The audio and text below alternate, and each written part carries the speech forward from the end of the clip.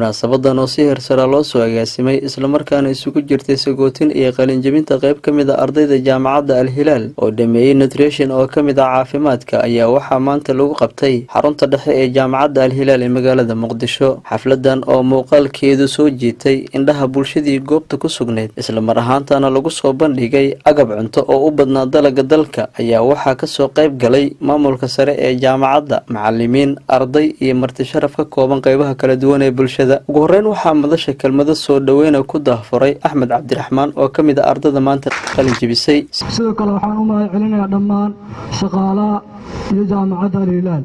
sidoo kale waxaan rabaa halkan uga mahadceliyo ardayda walaalaheena kuwaasoo waqtigeena noo soo horay si ay noola qaybsadaan xafladan sagootinta ku sagootinayno 4 sano aan waxaan soo baranaynay. sidoo kale waxaan u mahadcelinayaa dhammaan marti sharaf kale ka soo qayb gashay macallimiinteena qaaliga ah oo ka mid yahay doctorkeena, doctoradeena iyo marti sharafta kaleeto.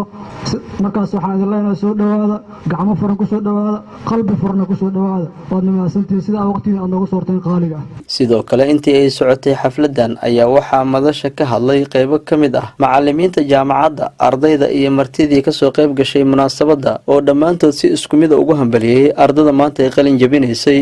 ugu dambeyn Professor Xuseen Axmed Salaad oo ah madaxa arrimaha ardayda jaamacadda ayaa asna dhankiisa munaasabada kelmado kooban ka jeediyay.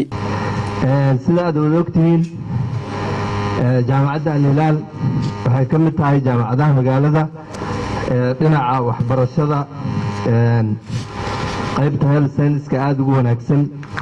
waxyaabahan soo qaban jirnay waxaa ka mid ahaa kulliyada kala takhasusyo kala duwan. kulliyadaas sida midwiferyga diblomaha u badnaadaan, laabka, public health-ga iyo nursing-ka. laakiin maanta qaybtan waa qaybtii ugu horeysay oo jaamacaddu ay qabato oo nutrition ah oo maanta ka qalin jabinaya takhasuskan aadka muhiim. Axmed Maxamed Faarax, warbaahinta Rasmi Media, magaalada Muqdisho.